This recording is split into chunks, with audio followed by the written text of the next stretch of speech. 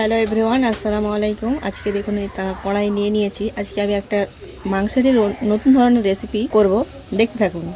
আজকে আমি রান্না করব পেশোয়ারি কড়াই রেসিপি। প্রথমে আমি কড়াই নিয়ে নিয়েছি, কড়াইয়ে আমি পরিমাণ মতো তেল নিয়ে নেবো। কড়াইয়ে তেল নিয়ে নিয়েছি, এইবার ওই তেলেতে আমি মাংসটা দিয়ে দেবো।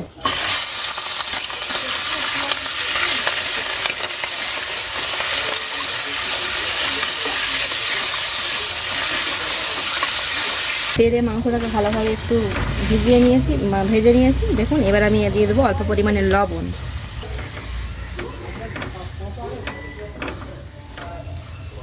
এবারে দিয়ে দেবো আদা কুচি, মানে আদাকে আমি থেতো করে নিয়েছি, আদা পেস্ট করিনি।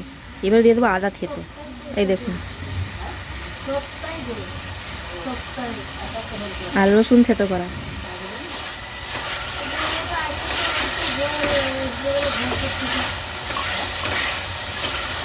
দেখুন, আদা রসুনটা ভাজা ভাজা হয়ে গেছে। এইবার আমি দিয়ে দেবো টমেটো। এই রান্নার আসল যেটা হচ্ছে সেটা টমেটো, বেশি পরিমাণে টমেটো। আমি এখানে খুব বেশি মাংস নেই, তাই জন্য আমি 2টা টমেটো কেটে দিয়ে অর্ধে করে দিয়ে দেবো।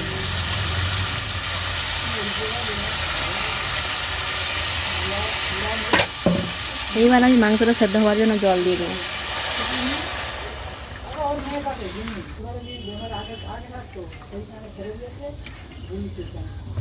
এবার আমি এটাকে ঢাকনা দিয়ে ঢেকে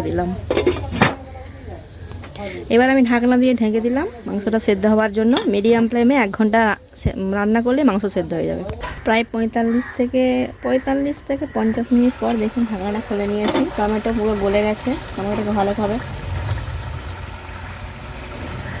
ঘেটে নেবো। মাংস একদম পুরোপুরি সেদ্ধ হয়ে গেছে।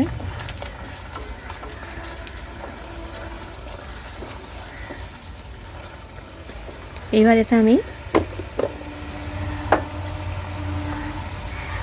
ধনে গুঁড়ো, জিরের গুঁড়ো দিয়ে দিলাম। ভালোভাবে কষিয়ে নেব। এইবারে দিয়ে দেবো আমি গোলমরিচের গুঁড়ো 1/2 চামচের মতো।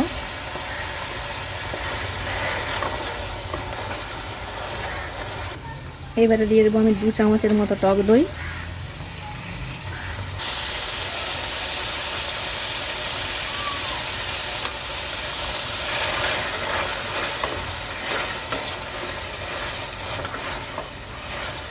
এবারে দিয়ে দেবো আমি কুচি করে রাখা কাঁচা লঙ্কা। আপনারা ঝালের পরিমাণ যদি বেশি খেতে চান তাহলে কাঁচা লঙ্কার কুচিটা আরও বেশি পরিমাণে দিতে পারবেন।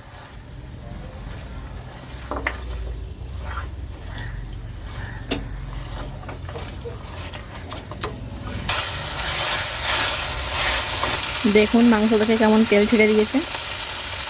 এবারে উপরে থেকে দিয়ে দেবো আমি মেথি পাতা, মানে কাসুরি মেথি।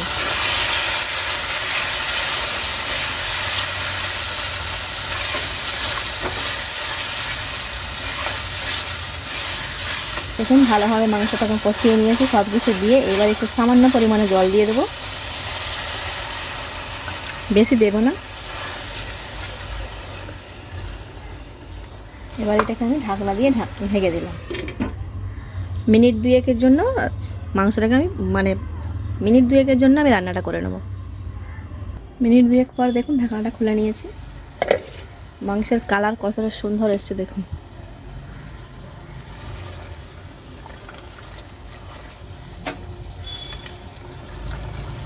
লবণ একদম ঠিক আছে, আর দেওয়ার দরকার নেই।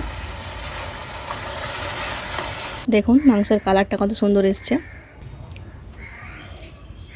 দেখুন একবার এইভাবে আপনারা মাংস রান্না করে খেয়ে দেখবেন কতটা সুস্বাদু হয়।